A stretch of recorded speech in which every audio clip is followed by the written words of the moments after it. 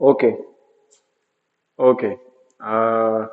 कोई आ गया था तो ये बीच में क्लास डिस्टर्ब हो गई। तो वहां से हम वापस कंटिन्यू करते हैं कि यहाँ पे हमारे पास गिल स्लिट्स हैं, टोर्नेरिया लार्वा है, ट्राइपर्ट पार्टाइट सीलोम है। ठीक है। और एकाइनोडर्म्स के अंदर गिल्स नहीं थे और सिमेट्री जो थी वो रेडियल थी। ठीक है, रेडियल या पेंटा रेडियल।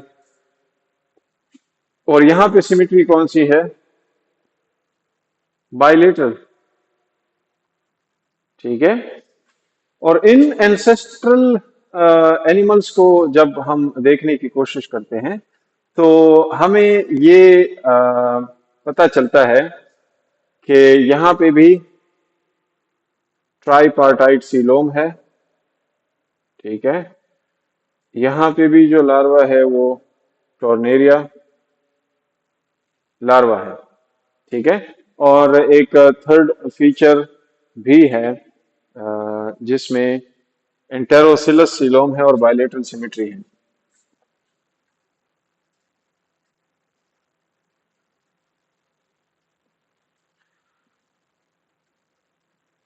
और बायलेटरल सिमेट्री है। अच्छा, यहाँ पे आप सिमिलैरिटीज देखें। Tornaria larva, tornaria larva. ठीक है। और ट्राइपार्टाइट सीलोम जो कि यहाँ पे भी है। और यहाँ बायलेटरल सिमेट्री, यहाँ पे भी बायलेटरल सिमेट्री। और जैसे कि आपको पता है ऑब्वियस एक चीज कि यहाँ पे भी इंटेरोसीलोम है जो कि एकाइनोडर्मेटा के अंदर भी था। ठीक है। अच्छा, कॉर्डेट्स के पास फिर क्या चीज है? यहाँ पे भी तो बायलेटरल सिमेट्री है। ठीक है। और यहाँ पे भी तो गिल स्लिट्स हैं। ठीक है। लेकिन यहाँ कुछ और ऐसे कैरेक्टर्स हैं जो कि यहाँ और यहाँ नहीं है, तो इसलिए जाहिर बात है हम इनको यहाँ पे रखते हैं। कहा यह जाता है कि अब देखें इनको हमने सिस्टर ग्रुप क्यों रखा? बिकॉज ऑफ द सिमिलैरिटीज जो कि इनके अंदर हैं, जो कि अभी आगे हम जाके देखेंगे। और इनको फिर हमने सेपरेट क्यों रखा? Because of the differences that they have. लेकिन ये एक दूसरे के इतने करीब हैं कि हम इनको सिस्टर ग्रुप्स कह सकें। एकाइनोडर्मेटा और हेमिकोडेटा सिस्टर ग्रुप्स हैं। ठीक है। अच्छा, दूसरी तरफ जब हम देखते हैं तो कार्डेट्स और एम्बुलेक्रेरियंस जो हैं वो सिस्टर ग्रुप्स हैं। और उनका कॉमन इंसेस्टर क्या है? ड्यूट्रोस्टोम्स हैं। अब इसी की कंटिन्यूएशन में आप ये देखें, आपको कहा यह जाता है कि हेमिकॉर्डेट्स जो है, जो सीक्वेंस हम पढ़ रहे हैं, इस सीक्वेंस में आपको ये समझ आता है या ऐसे फील होता है कि चूंकि हम एकाइनोडर्मेटा के बाद हेमिकॉर्डेट्स पढ़ रहे हैं, तो इसका मतलब है कि एकाइनोडर्म्स में से कुछ एनिमल्स इवॉल्व हुए हैं इनटू हेमिकॉर्डेट्स। ठीक है। लेकिन ये बात पूरी सही नहीं है। क्यों नहीं है सही? क्योंकि जब हम इस क्लेडोग्राम को हमने देखा तो हमें ये चीज समझ आई कि भाई हेमिकॉर्डेट और एकाइनोडर्म्स का कॉमन इंसेस्टर एक है। लेकिन हेमिकॉर्डेट्स के अंदर ऐसी कैरेक्टरिस्टिक्स हैं जो कि सिमिलरिटी शेयर करती हैं ड्यूटोस्टोमिया के साथ।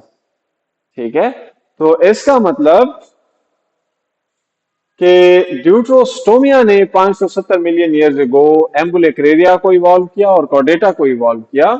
और फिर उस एम्बुलेक्रेरिया से दो अलग अलग लीनिएजेस इवॉल्व हुए, उनमें से एक हेमिकॉर्डेट भी था। ठीक है। तो ये चीज हो गई। ये 570 मिलियन ईयर्स एगो तकरीबन कहा जाता है कि ये डाइवर्जेंस हुई है जिसमें कॉर्डेट्स और एम्बुलेक्रेरियंस जो हैं वो अलग हुए हैं। और ये चूंकि ये सिमिलैरिटीज हैं, कहा यह जाता है कि जो हमारे 570 या 60 मिलियन ईयर्स एगो जो कॉमन एंसेस्ट्रल ड्यूट्रोस्टोम्स थे, उनमें जो खसूसियत थी उनको समझने के लिए हम अगर हेमिकॉर्डेट्स को समझें तो ज्यादा बेहतर होगा।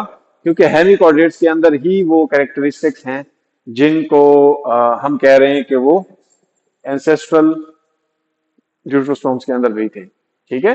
तो यहाँ ये क्लेडोग्राम मेरे बनाने का मकसद यही था कि आप लोगों को ये इनका रिलेशन जो है वो समझ आ पाए। ये कह रहा है कि हेमिकॉर्डेट जो है ये एक ऐसी ब्रांच है, ये एक ऐसा सिस्टर ग्रुप है जिसने प्रिजर्व किए हुए हैं वो वाले कैरेक्टर्स जो कि हम सब के कॉमन एंसेस्टर ड्यूटोस्टोम में 570 मिलियन ईयर्स अगो थे। ठीक है, तो ये एक सेंटेंस कहता है, मैं इसी सेंटेंस को रीड करता हूं। So hemichordates are not missing link between echinoderms and chordates. Hemichordate is a branch. तो ये चीज आप लोगों को ध्यान में रखनी है कि वैसे पढ़ तो हम ऐसे रहे हैं ना कि एकाइनोडर्म है, उसके बाद हम हेमिकॉर्डेट्स पढ़ते हैं, इसके बाद हम क्या पढ़ते हैं, सीधे कॉर्डेट्स पे जाते हैं ना, सेफेलोकॉर्डेट्स को पढ़ते हैं।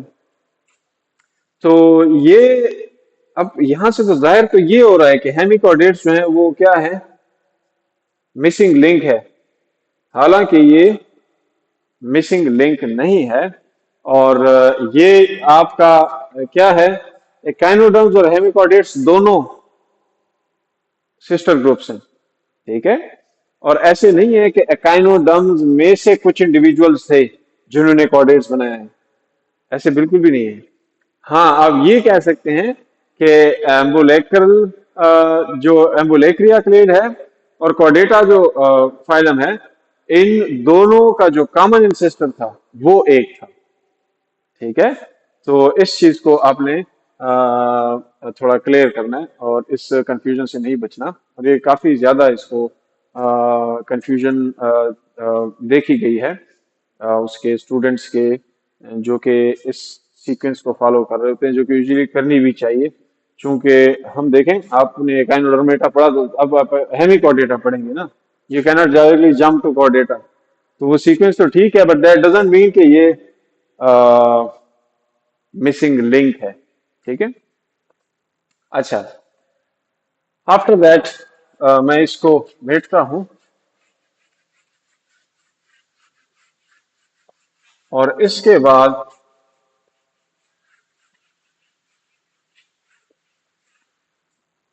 हम हमारी जो डिस्कशन है वो थोड़ी सी और हम इसको एलेबोरेट करते हैं और हम कहते हैं कि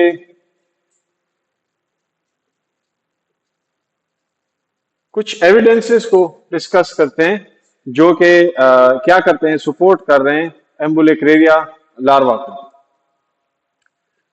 अच्छा, यहाँ पे जो सबसे पहला एविडेंस है वो है बाइपिनेरिया लार्वा, जो कि कहाँ है, एस्टेरॉयडी क्लास में 3 स्टार्स के अंदर, और टोर्नेरिया लार्वा। अब हम वो सिमिलैरिटीज देख रहे हैं कि भाई एकाइनोडर्मेटा और हेमिकॉर्डेटा के बीच में कौन सी ऐसी सिमिलैरिटीज हैं जिनकी बेसिस के ऊपर हमने उनको सिस्टर ग्रुप बनाया है, सिस्टर ग्रुप में रखा है। अच्छा, इन दोनों के पास जो सिलियरी बैंड होता है वो एग्जैक्टली सिमिलर है। ठीक है, इनका जो गट होता है दोनों का वो एग्जैक्टली सिमिलर है। इनके साथ साथ एक्सटर्नल एनाटॉमी सिमिलर है, और इनकी जो फीडिंग है, जिस किस्म के प्लांकटन के ऊपर ये फीड करते हैं वो भी सिमिलर है। तो इन सारी सिमिलरिटीज की बेस के ऊपर पहले पहले जब टोर्नेरिया को डिस्कवर किया गया तो उन्हें लगता था, उन्हें ऐसे लगा कि ये तो एकाइनोडर्मेटा का लार्वा है, बाइपिनेरिया लार्वा है। ठीक है, लेकिन बाद में जब उन्होंने क्लोजली माइक्रोस्कोपिकली उनको स्टडी किया तो समझ आई कि नहीं भाई, ये जो है हेमिकॉर्डेट्स का लार्वा है। ठीक है, तो पहली सिमिलैरिटी ये है। इसी के साथ साथ दूसरी बात, मॉलिक्यूलर फाइलोजेनेटिक्स, क्योंकि बहुत इंपॉर्टेंट है। किसी एनिमल को किसी के साथ रखने के लिए, या किसी एनिमल को किसी के साथ से हटाने के लिए। ठीक है, उसके लिए वो फाइनल जो आपका वर्डिक्ट होता है वो मॉलिक्यूलर फाइलोजेनेटिक्स का होता है, जो कि आप यूज करते हैं। अच्छा, मॉलिक्यूलर फाइलोजेनेटिक्स में इनका 18S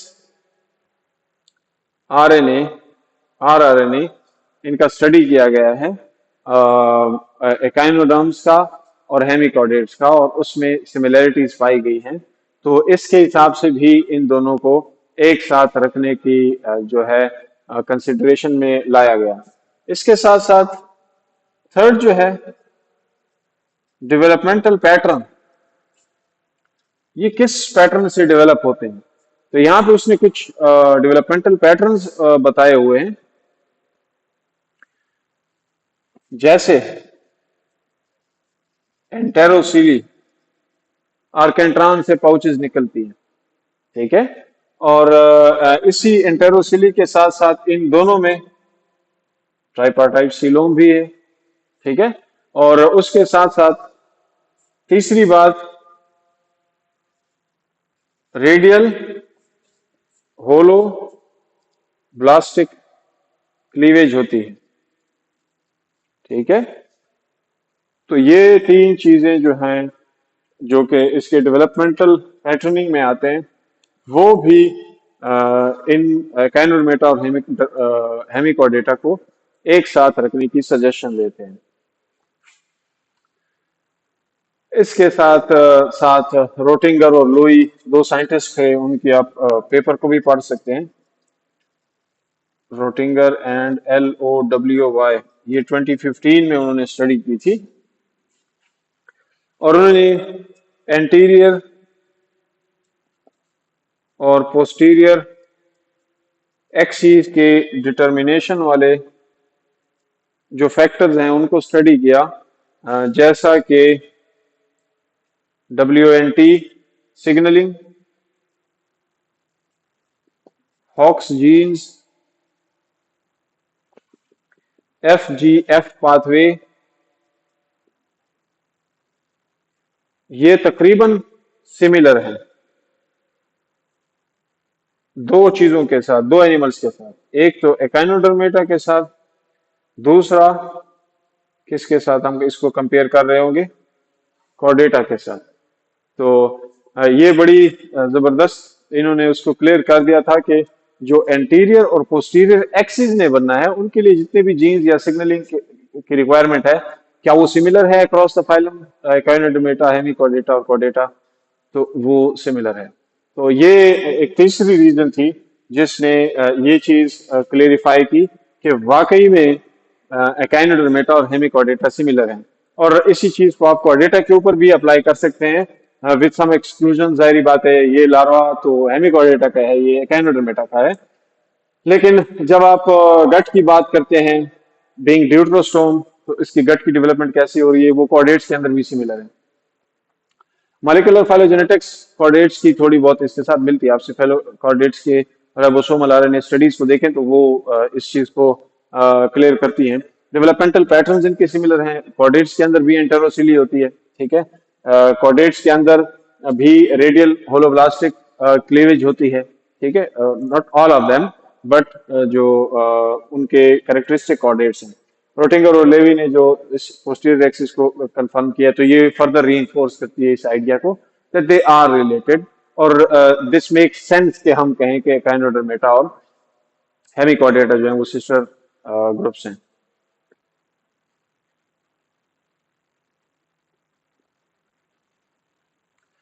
अच्छा, ये एक जबरदस्त बात है कि जब हम उस फाइलोजेनी को पढ़ रहे, क्लेडोग्राम को पढ़ रहे थे, तो ये ड्यूटरोस्टोम्स जो है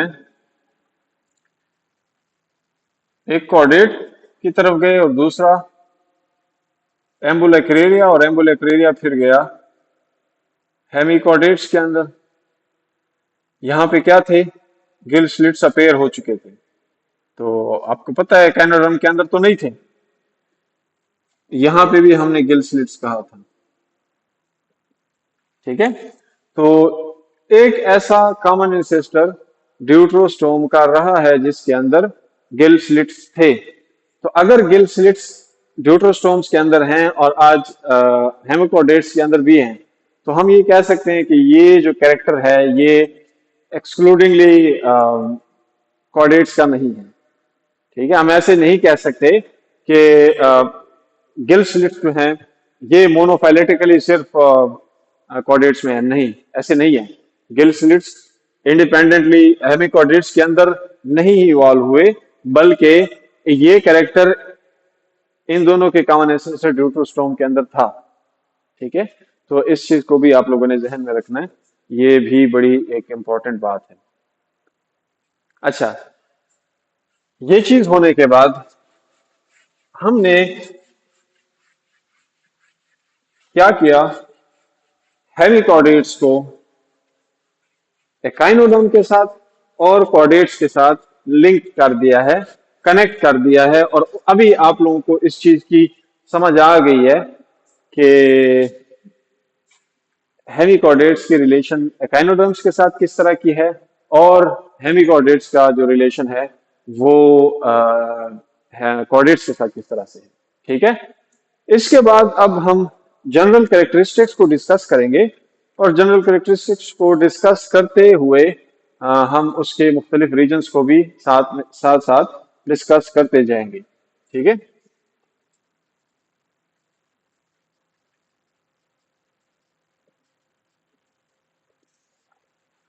अच्छा, जनरल कैरेक्टरिस्टिक्स में जैसे हम एकाइनोडर्मेटा के अंदर भी हमने किया था, लेकिन वहां हमने ऐसे किया था कि हर आर्गन को सेपरेटली उसकी डिटेल को देखा था। तो पहले पहले कहा यह गया है कि ये हेमिकॉर्डेट्स का नाम विलियम बैटसन ने रखा था। ठीक है, और हेमिकॉर्डेट्स उसने इसको क्यों कहा था, हाफ कार्डेट्स, पूरे कार्डेट्स नहीं। ठीक है, और इसकी थोड़ी समझ आपको इस बात की आ चुकी होगी because of our discussion, recent discussion, और अभी बाकी डिस्कशन इसके बाद आएगी। अच्छा, हम ऐसे करते हैं, मैं एक जनरल उसका स्ट्रक्चर बनाता हूँ, डायग्राम बनाता हूँ किसी बेलेनो ग्लासेस का, और उसी स्ट्रक्चर को फिर हम जाके रीजन वाइज भी स्टडी करेंगे, और कैरेक्टर्स को भी, कैरेक्टरिस्टिक्स को भी उसी स्ट्रक्चर के ऊपर अप्लाई करते जाएंगे। ठीक है, तो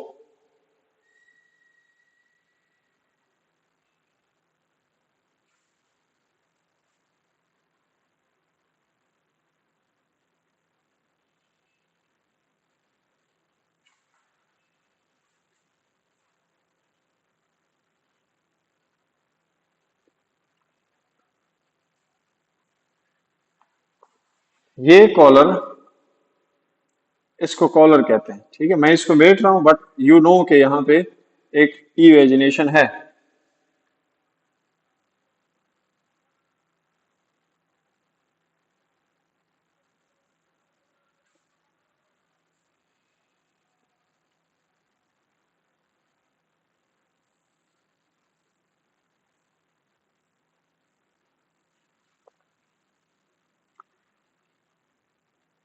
अच्छा,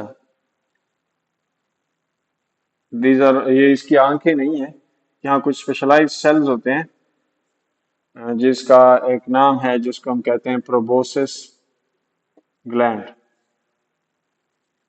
ठीक है, अच्छा चले, मैं इन रीजन्स को बता देता हूँ पहले। ये प्रोबोसिस है,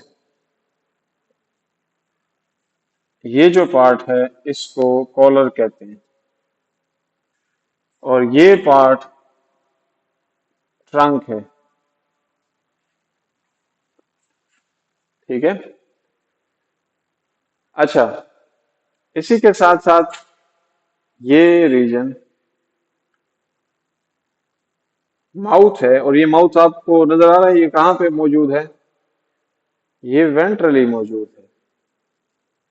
और वेंट्रली कहाँ पे मौजूद है, just exactly at the place where the trunk, where the collar is meeting proboscis, exactly उसी पॉइंट के ऊपर। ठीक है, कॉलर और ट्रंक के मिलने की जगह के ऊपर, और कहाँ, वेंट्रली।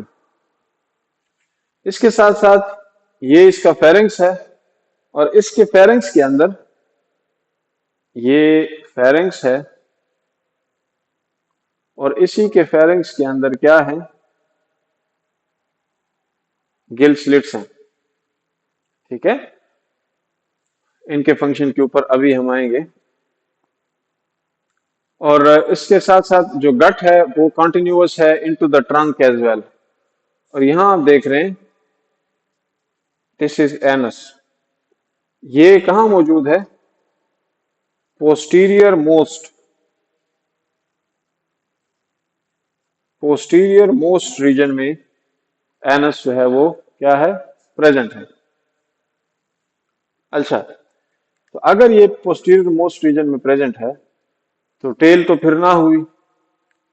टेल आप लोगों को कहीं नजर आ रही है? टेल तो उस पोस्ट एनल एरिया को या रीजन को कहते हैं, वो तो नहीं है यहाँ। ठीक है, तो हेमिकॉर्डेट्स के अंदर टेल नहीं होती।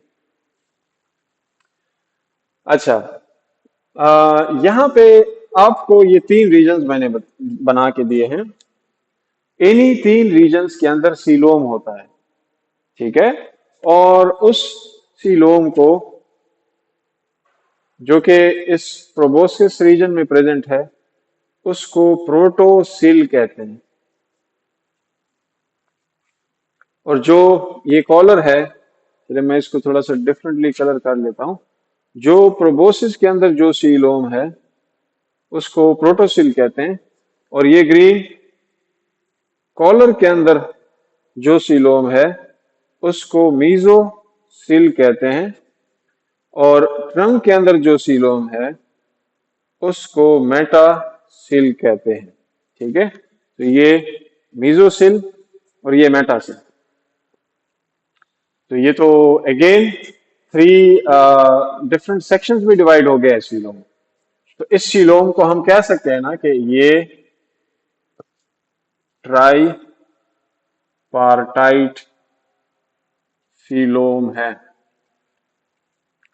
इसी के साथ साथ आप इसके पूरे बॉडी प्लान को भी तो ट्राई पार्टाइट कह सकते हैं, क्योंकि प्रोबोसिस है, कॉलर है और ट्रंक है, दैट्स इट। ठीक है, तो इसका बॉडी का प्लान भी ट्राइपार्टाइट है, इसका सीलोम भी ट्राइपार्टाइट है। ठीक है, अच्छा, तो ये हो गई एक जनरल किसी बेलेनोग्लासेस की।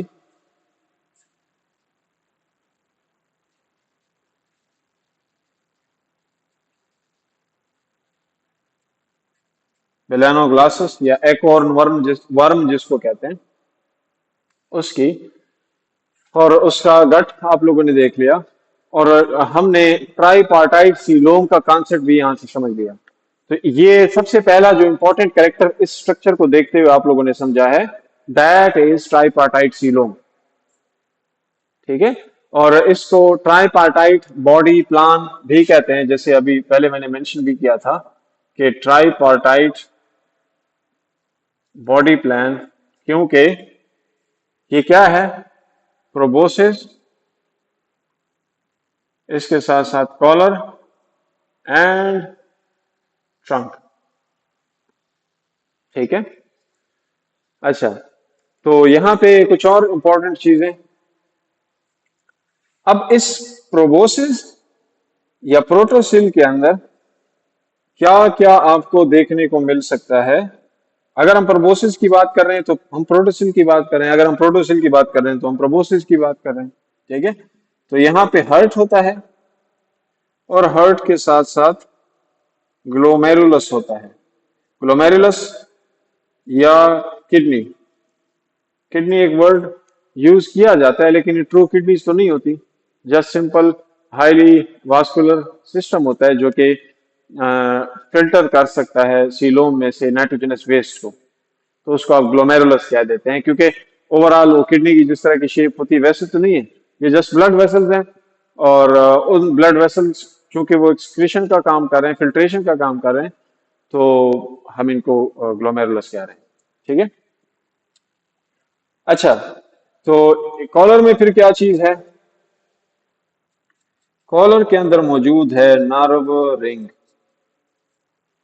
ठीक है, तो यहां नर्व रिंग है। और क्या आपको नजर आ रहा है? गिल स्लिट्स नजर आ रही है।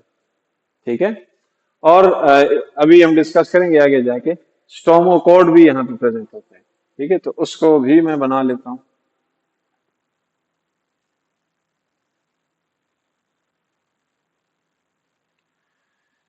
ये जिसको मैं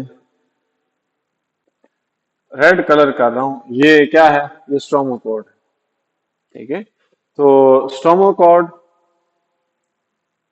एग्जैक्टली नोटोकॉर्ड की तरह नजर आता है, बट जब आप इसको मॉलिक्यूलर लेवल के ऊपर देखते हैं तो नोटोकॉर्ड अलग ओरिजिन बेयरिंग है और स्ट्रोमोकॉर्ड अलग ओरिजिन बेयरिंग है, और उसका थोड़ा सा फंक्शन भी डिफरेंट है। ठीक है, तो ये चीज हो गई। इसके ट्राइपार्टाइट सीलोम के बाद दूसरी बात, जो सबसे इंपॉर्टेंट दूसरा करेक्टरिस्टिक है, वो है फेरेंजल गिल स्लिट्स। ठीक है, फेरेंजियल गिल स्लिट्स हेमिकोडिड्स का दूसरा बड़ा कैरेक्टर है जो कि इनके अंदर अपेयर हो रहा है, और ये इनका एंसेस्ट्रल कैरेक्टर है, आपको पता है। हाँ, एकाइनोडर्म के अंदर ये क्या हो गया था? डिसअपेयर हो गया था। अम, ये हैं गिल स्लिट्स, तो मैं इनको इधर बना लेता हूं।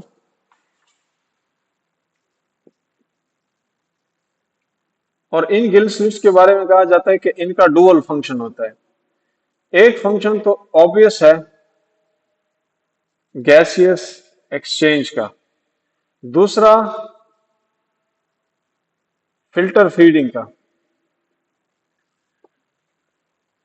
तो इमेजिन करें, ये फेरिंग्स है, तो यहां माउथ से, माउथ तो वेंट्रल है, यहां वैसे मैंने स्ट्रेट बना लिया, अंदर जाएगा फेरिंग्स के अंदर, और गिल स्लिट्स के जरिए ये पानी बाहर आएगा। ठीक है, तो अगर इस पानी के अंदर क्या है? फूड पार्टिकल्स भी हैं, तो एक काम तो इसने क्या कर दिया, ऑक्सीजन को डिफ्यूज करवा लिया और कार्बन डाइऑक्साइड को डिफ्यूज आउट करवा लिया। दूसरा काम इसका क्या है कि ये यहाँ म्यूकस सिक्रीट करता है फेरेंजल स्लिट्स के ऊपर। ठीक है, और ये फेरेंजल स्लिट्स फिर क्या मेक श्योर करती हैं कि चूंकि इसके ऊपर म्यूकस है, तो जब इनमें से पानी गुजर के जाएगा तो वो जो फूड पार्टिकल्स होंगे वो ट्रैप होंगे, और सिलियरी बीटिंग से ये क्या करेगा? इसके गट में इनको भेजेगा। मिसाल के तौर पर यहां से पानी अंदर जाएगा तो यहां से बाहर आएगा, और यहाँ कोई फूड पार्टिकल्स होंगे वो जाया होने से बच जाएंगे, इधर ट्रैप हो जाएंगे, और ciliary beating along with mucus इसको गट के अंदर भेजेगा उन फूड पार्टिकल्स को।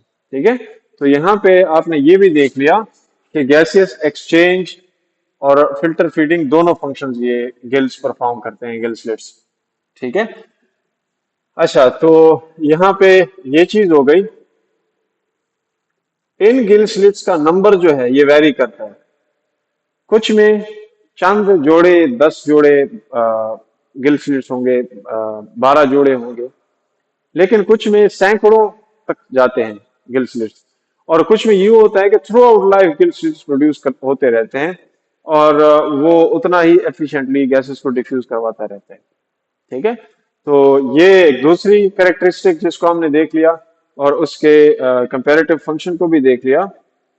अच्छा, इसके डायरेक्शन का अगर आप कहेंगे तो कि इससे कैसे मूव करता है, तो पहले पानी या फूड पार्टिकल्स आएंगे, वो माउथ, माउथ से होते हुए फिर फेरेंक्स, फिर फेरेंक्स के अंदर जो गेल स्लिट्स हैं उनसे गुजर के कहा? आउट। ठीक है, तो ये इनका रूट है, और इस दौरान जितनी गैसेज डिफ्यूजन होनी होगी वो हो जाएगी, जितनी फिल्ट्रेशन होनी होगी फिल्ट्रेशन भी हो जाएगी। ठीक है, सो दिस इज दैट। इसके बाद हम जो थर्ड इंपॉर्टेंट कैरेक्टरिस्टिक है वो है स्टोमोकॉन। ठीक है, तो उसको समझने के लिए मैं इस स्ट्रक्चर को मेट रहा हूं। आई एम क्वाइट श्योर कि आप लोगों को इस स्ट्रक्चर का अभी दिमाग में एक नक्शा बन चुका है, क्योंकि हम इसको बार बार डिस्कस करने वाले हैं, या इसके मुख्तलिफ रीजन्स को डिस्कस करने वाले हैं।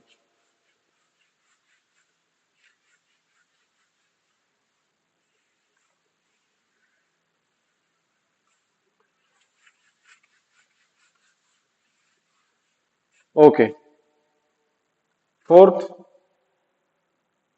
सॉरी, थर्ड जो है स्टोमोकॉर्ड।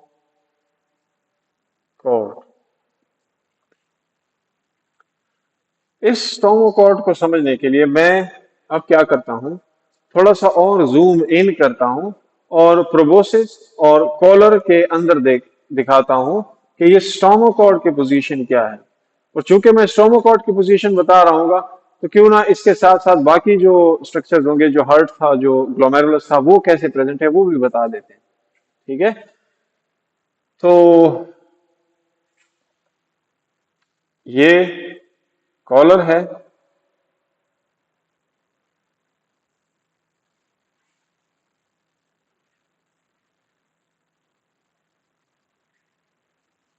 और ये प्रोबोसिस है, और मैं यहीं से सबसे पहले स्टोमोकॉर्ड बना लेता हूं।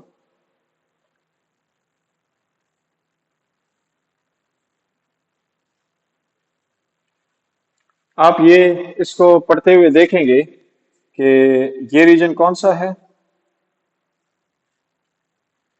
ये रीजन कॉलर है, और ये रीजन कौन सा है, ये रीजन प्रोबोसिस है। ठीक है, और ये क्या है, इसको मैं इसी के अंदर लिख रहा हूं, ये है स्टोमोकॉर्ड। अब स्टोमोकॉर्ड को देख रहे हैं कि मेनली वो कॉलर के अंदर प्रेजेंट है, और इसका गट के साथ गट के करीब होता है। ठीक है, और इसका एक एंड एक्सटेंड हो रहा है इनटू द प्रोबोसिस। ठीक है, तो ये स्टोमोकॉर्ड प्रेजेंट है। स्टोमोकॉर्ड इसको स्ट्रक्चरल सपोर्ट भी देता है। ये बना किस चीज से है, ये वैक्यूलेटेड स्टोमोकोडल सेल से बना होता है, और एग्जैक्टली इनकी बेसमेंट मेम्ब्रेन भी होती है।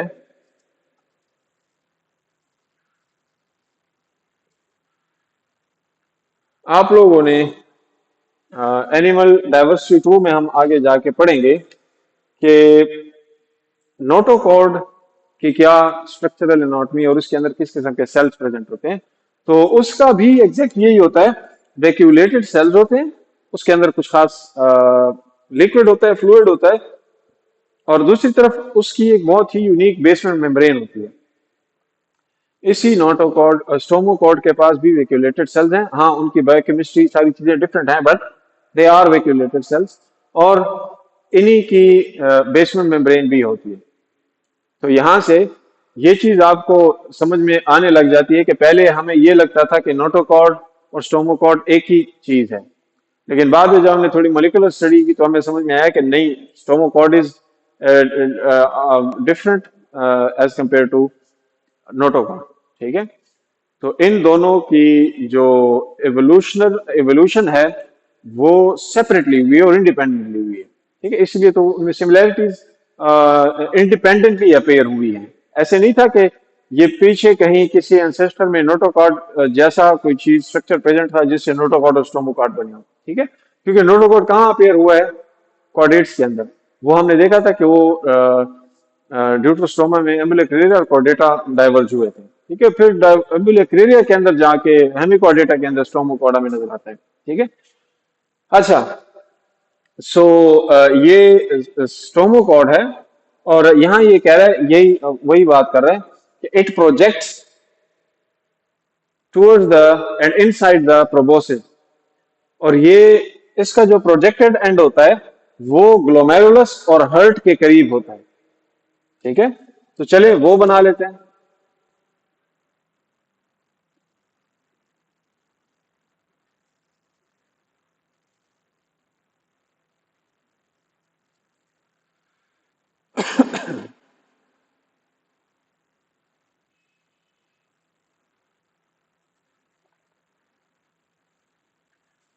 एक वेसल इधर भी है, हम इनको डिस्कस करेंगे, बट ये क्या है, ये हार्ट है। हार्ट अगेन कॉन्ट्रेक्टाइल है और पल्सेटाइल है, बट इसके कोई चैम्बर्स नहीं है। ठीक है। तो इसको हम अगेन हम कह सकते हैं कि ये मॉडिफाइड कॉन्ट्रेक्टाइल ब्लड वेसल है। ठीक है। ये जो मैंने इसकी एक्सटेंशन बनाई है, ये इसको आप कंसीडर करें कि ये ग्लोमेरुलस है। ठीक है। तो ग्लोमेरुलस जब हार्ट कॉन्ट्रैक्ट करता है तो ब्लड जो है glomerulus, part of the blood जो है ग्लोमेरुलस में जाएगा, और वहां जो है क्या होगा, फिल्ट्रेशन वगैरह होगी। और इसी के साथ साथ यहाँ पे मैं एक और स्ट्रक्चर भी बनाना चाहता हूँ, चूंकि हम स्टोमोकोड को समझ चुके हैं। स्टोमोकोड के हिसाब से हम बाकी ऑर्गन्स की पोजीशंस को भी समझते हैं। तो एक और चीज आपको समझ आ गई कि ग्लोमेरुलस और हार्ट कहाँ पे है, प्रोबोसिस के अंदर। ठीक है। स्टोमोकार्ड मोस्टली कॉलर के अंदर है, और उसका एक पार्ट जो है एक्सटेंड हो रहा है इनटू द प्रोबोसिस, और क्लोज प्रोक्सिमिटी में आ रहा है with the glomerulus and heart. Okay. इसके साथ साथ मैं इधर इसको ब्लू में बना रहा हूं।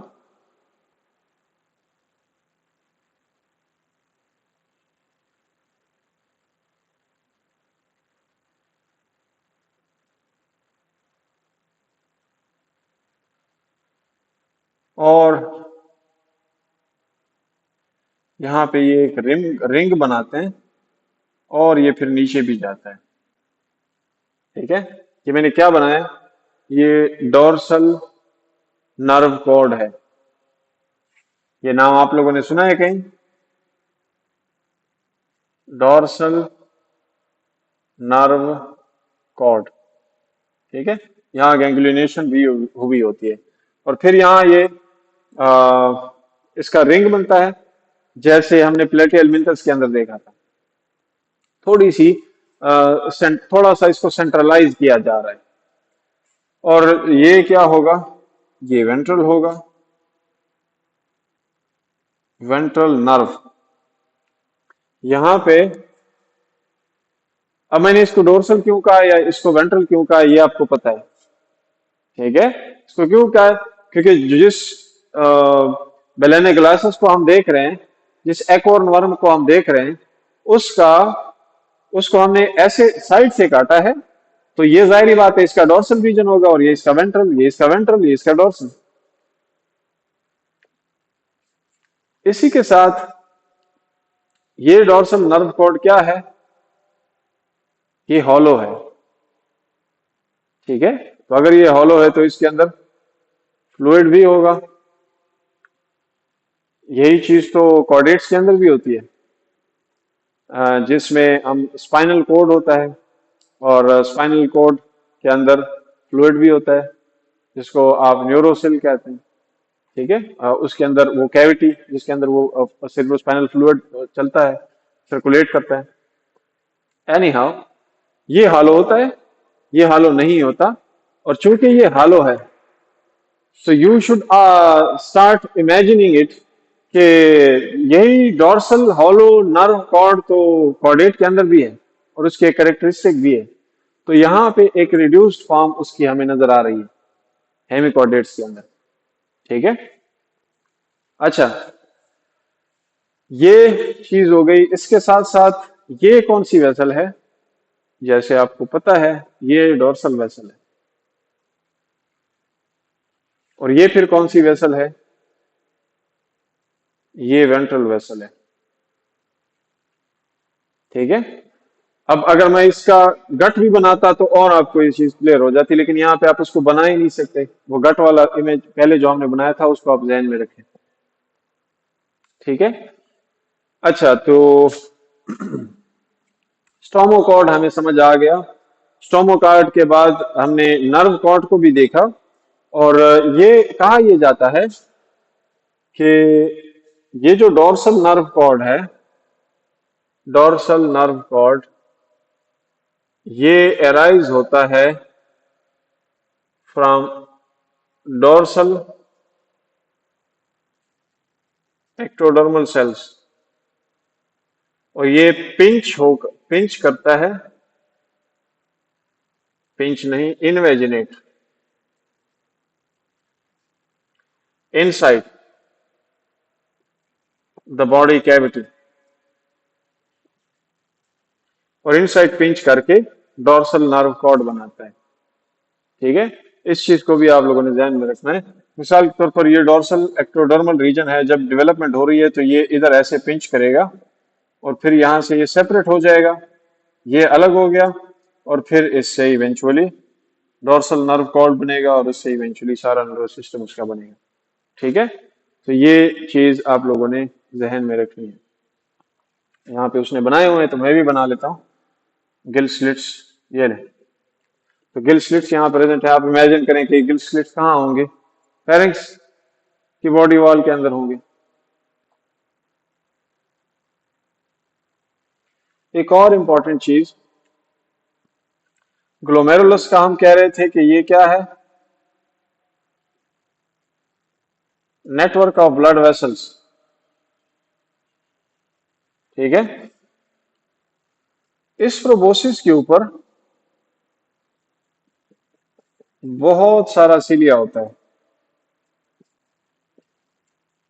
सिलिएटेड प्रोबोसिस है। ठीक है, इस सिलिया से क्या फायदा होता है, सिलिया से वाटर की बेटिंग होती है और वो बेटिंग जो है उसके पानी को मुंह के करीब लाती है और इसके फीडिंग में हेल्प आउट करती है। यही सिलिया मैकेनो सेंसर की तरह भी काम करती है, यही सिलिया कीमो सेंसर की तरह भी काम करती है। ठीक है, तो ये बड़ा एक इम्पॉर्टेंट रोल प्लेयर है इसकी केमिकल सेंसिंग में।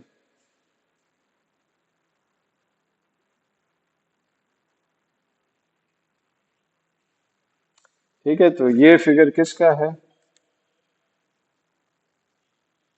एकोनोर, या जिसको आप सैकोग्लासस कहते हैं। अब बेलानोग्लासस की स्पीशीज भी इसकी तरह की सिमिलैरिटीज रखती है। ठीक है, इसके बाद फोर्थ जो इंपॉर्टेंट कैरेक्टर है वो है इंटेरोसीलोम। तो इसको तो हमने पढ़ा हुआ है,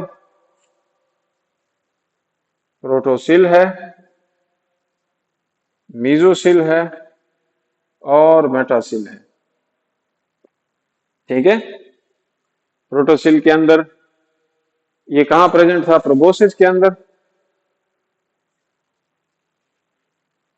ठीक है, और इसी प्रोटोसिल के अंदर क्या क्या मौजूद था, हर्ट था और ग्लोमेरुलस था।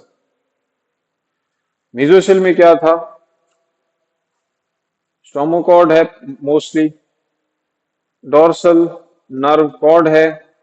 ठीक है, और गिल स्लिट्स हैं। ठीक है, मेटासिल में फिर क्या होगा, अब री इमेजिन करें उस फिगर को जो पहले पहले हमने बनाई थी सैकोग्लासेस की, तो या बेलाना ग्लासेस की, तो वहां पे हमने मेटासिल को, अब इमेजिन करें ये उसका कॉलर है,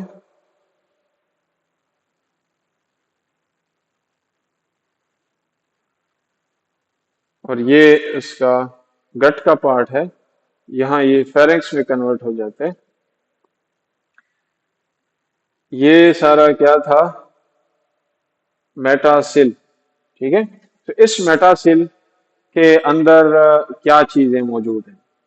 ठीक है, इस मेटासिल के अंदर पोस्टीरियर मोस्ट रीजन के अंदर तो एनस है और रिमेनिंग गट का पार्ट है, और इसके साथ साथ गैमीट्स प्रोड्यूसिंग गोनेड्स भी हैं। ठीक है, तो बात हमारी कहाँ से शुरू हुई थी, इंटेरोसीलोम से। तो चूंकि हम इंटेरोसीलोम पढ़ रहे थे तो हमने इन ऑर्गन्स को भी डिस्ट्रीब्यूट कर दिया कि ये फिलाना ऑर्गन फिलाने रीजन के अंदर प्रेजेंट है।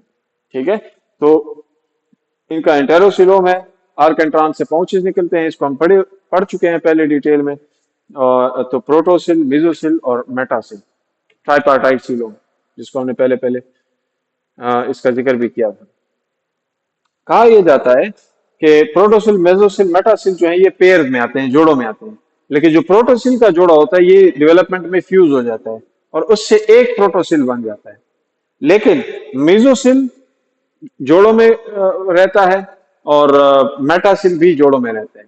ठीक है, तो मतलब दो कैविटीज होंगी सेम और फिर दो कैविटीज होंगी सेम, और उनको क्या सेपरेट कर रहा होगा? Proboscis, collar and trunk. ठीक है।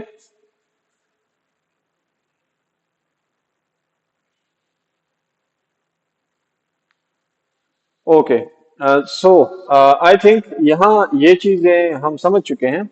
मैं इसको मेटता हूँ और फर्दर हम इसमें आगे जाते हैं।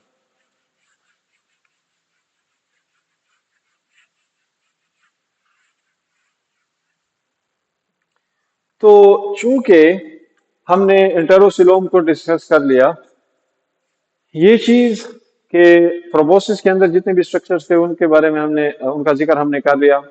कॉलर के अंदर जितने भी थे उनका जिक्र हमने कर लिया। अब चूंकि वो जो फेरेंक्स की हमने बात की थी, तो वो गिल्स मैंने पहले पहले कहा हुआ था कि गिल्स बहुत सारी ऐसी स्पीसीज हैं जिनमें एक थ्रू आउट लाइफ डेवलप होते रहते हैं। तो होता क्या है कि अगर हम जब हम ट्रंक को स्टडी करते हैं तो इसके तीन रीजन्स होते हैं। एक रीजन होता है ब्रैंकियल रीजन या ब्रैंकियल ट्रंक, ठीक है। और ब्रैंकियल ट्रंक के साथ साथ रीजन होता है हेपेटिक रीजन।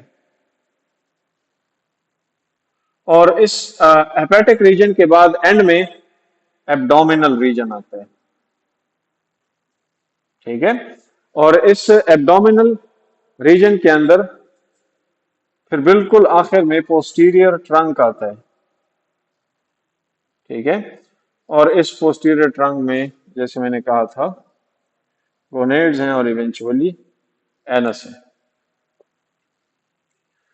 इसको हमने ब्रैंकियल ट्रंक क्यों कहा है? इसको हमने ब्रैंकियल ट्रंक इसलिए कहा है कि वो जो गिल स्लिट्स हैं वो इस ट्रंक के हिस्से में भी होते हैं, ठीक है। तो जहां गैसियस एक्सचेंज जिस रीजन में होगी या फिल्टर फीडिंग होगी जिस ट्रंक के रीजन में, तो उस सारे के सारे ट्रंक को हम ब्रैंकियल ट्रंक कहेंगे, ठीक है। लेकिन उसके बाद उसके हेपाटिक रीजन स्टार्ट होता है। और ये क्या चीज है कि इसके बॉडी की जो वाल है ये रिजेस की फॉर्म में आता है। मैं इसको थोड़ा सा यहाँ क्लियर उसको बता देता हूँ। ये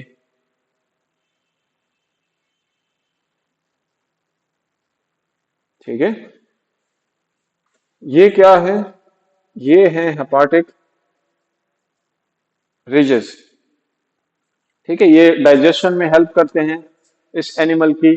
ये लिपिड्स और शुगर्स को स्टोर करने में हेल्प करता है, ठीक है। तो उसका जो दूसरा रीजन है वो हेपाटिक रिजेस है।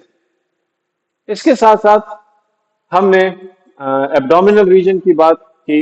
एब्डोमिनल रीजन के अंदर जो पोस्टीरियर ट्रंक है उसके अंदर गोनेड्स प्रेजेंट हैं। और ये गोनेड्स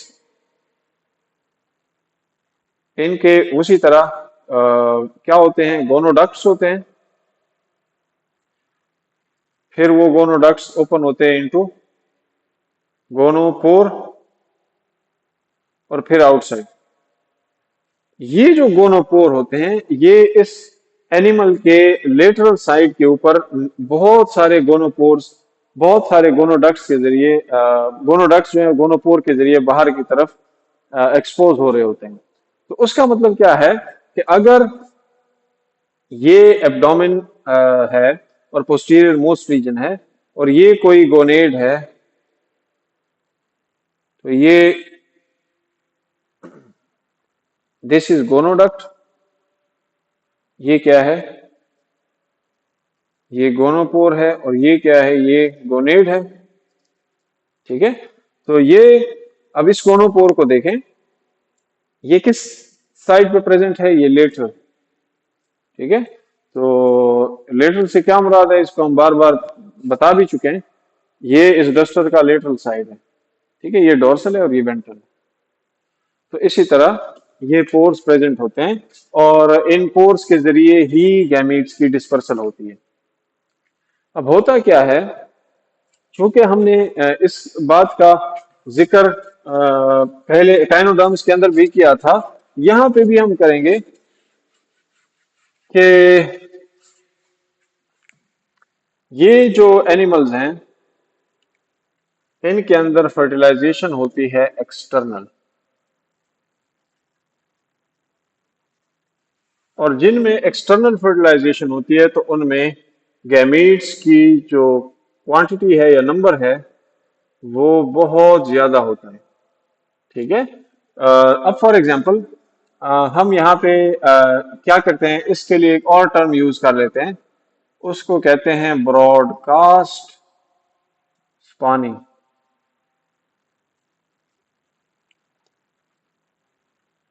ये ब्रॉडकास्ट स्पॉनिंग ऐसे नहीं हो जाती।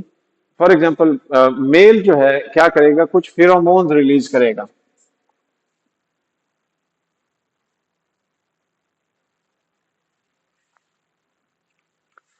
और उस पर्टिकुलर फेरोमोन को स्पर्म रिलीज्ड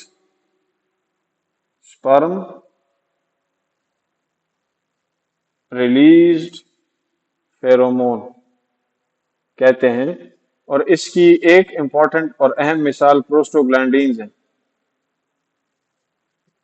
ये प्रोस्टोग्लैंडीन्स जब रिलीज होते हैं तो ये फीमेल को स्टिमुलस देते हैं टू रिलीज क्या, एग्स। क्यों? क्योंकि मेल ने स्पर्म रिलीज कर लिए हैं। ठीक है। जब मेल स्पर्म रिलीज करेगा तो उसके अंदर स्पर्म रिलीज फेरोमोन होगा, और वो स्पर्म रिलीज फेरोमोन प्रोस्टोग्लैंडिन्स एक किस्म है उसकी, और वो जाके फीमेल को स्टिमुलेट करेगा टू रिलीज एग्स। और एग्जैक्ट एक ही वक्त में दोनों जो है with in few minutes female जो है रिस्पॉन्ड करती है, और फीमेल भी एग्स को रिलीज कर देती है। ठीक है। तो इस तरह से जो है ये एनिमल जो है ब्रॉडकास्ट स्पॉन करते हैं, और इसके बाद जो है फर्टिलाइजेशन होती है, और उस फर्टिलाइजेशन से लार्वा कौन सा निकलता है, as you all know, tornaria larva. ठीक है। और इस टोर्नेरिया लार्वा के अंदर वीक्स और मंथ्स में के बाद जो है ये चेंज हो जाएगा इनटू एडल्ट। ठीक है। तो यहाँ पे आई थिंक लेट मी सी, मैंने सारा इसमें कवर कर लिया है। ठीक है। और इसके बाद इसकी क्लासिफिकेशन है, तो हम शॉर्टली उसके क्लासिफिकेशन को भी देख लेते हैं।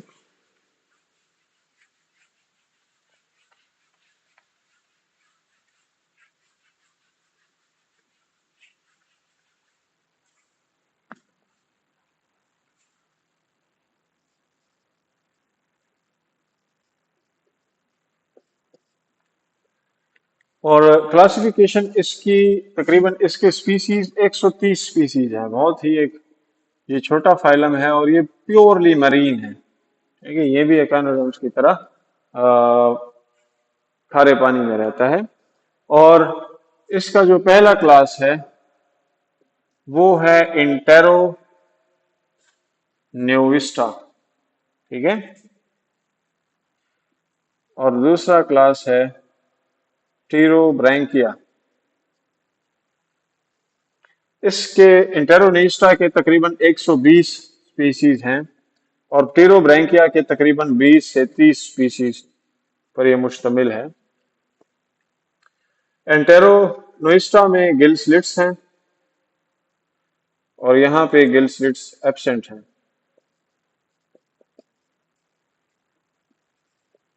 और ये जो हैं कॉलोनियल हैं, कॉलोनियों में रहते हैं, अकेले नहीं रह सकते, और ट्यूब्स में रहते हैं।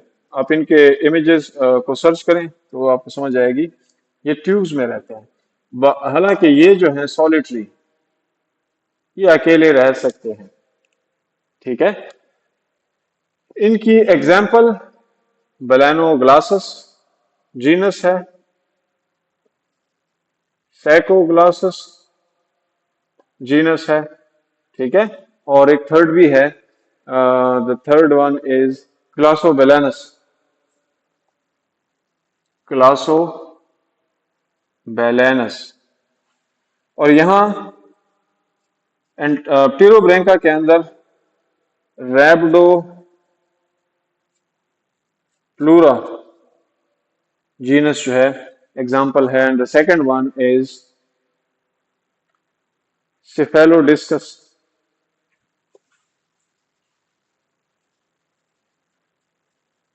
ठीक है, तो यहाँ हमारा जो है फाइलम एकाइनोडर्मेटा भी खत्म हो जाता है, और इसी तरह हमारा एनिमल डाइवर्सिटी वन का जो सिलेबस है वो कंप्लीट हो चुका है।